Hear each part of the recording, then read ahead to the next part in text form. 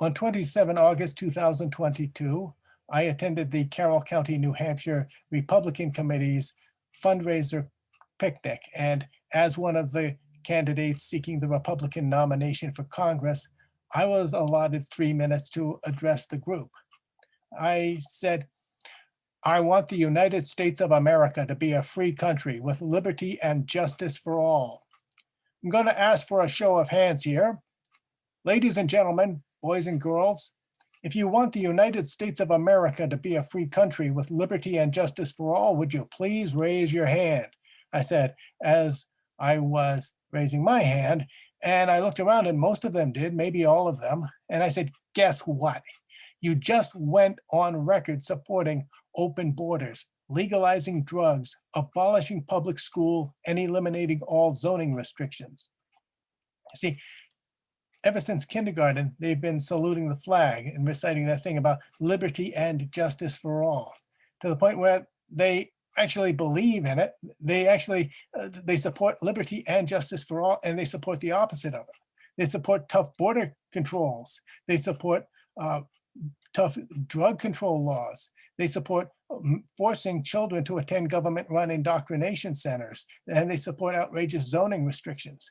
Now, in a free country, there would be no drug control laws. You don't have to buy any drugs.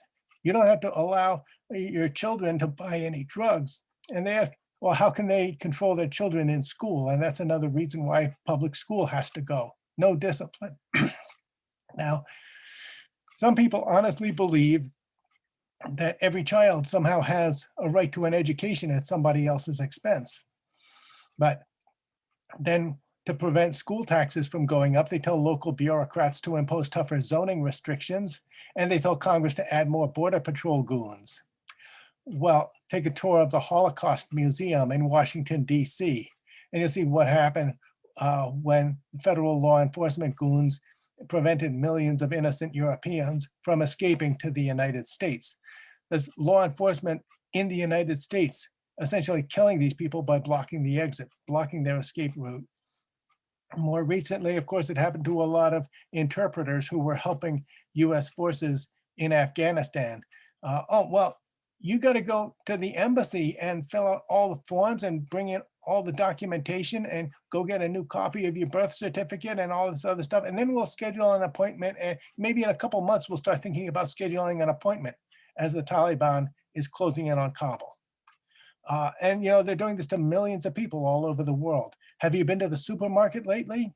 Did you find everything you wanted?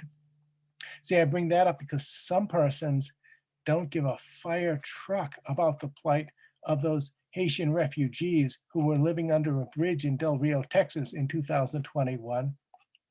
They got forced onto jets bound for Haiti, where many of them didn't even know anybody. Many of them left as little children and don't speak the language. They've got no place to go. They're being deported to a crime-ridden cesspool, a third world wretched country.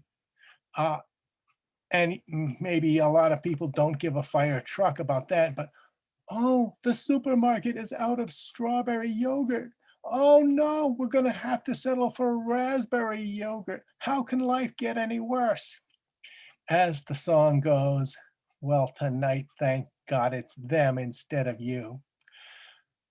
You know, abolish zoning restrictions and you'll see plenty of new jobs in demolition and construction and a glut of new housing meeting the modern code. You know, you tear down a house that's got lead paint, aluminum wiring, and you clean up the asbestos as best as you can, and you replace it with a big apartment house.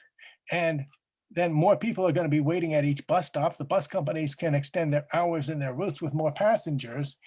And you have the abolition of zoning restrictions will make the economy better because people can live closer to work, shopping, and drinking. They don't need a car. They can save up money. So it's some people will lose everything. Don't forget.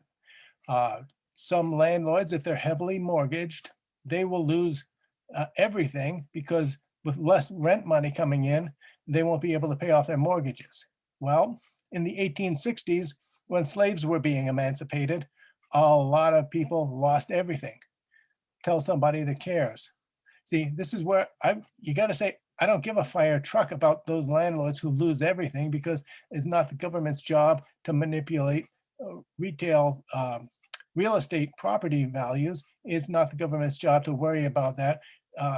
We've got to do away with corporate welfare. But that's another matter. You got to remember, we've got to make the United States of America a free country. The drinking age is just one malicious attack on liberty. Got to join forces with the other people who are having their rights attacked maliciously by a bunch of no-good potholes who don't give a fire truck.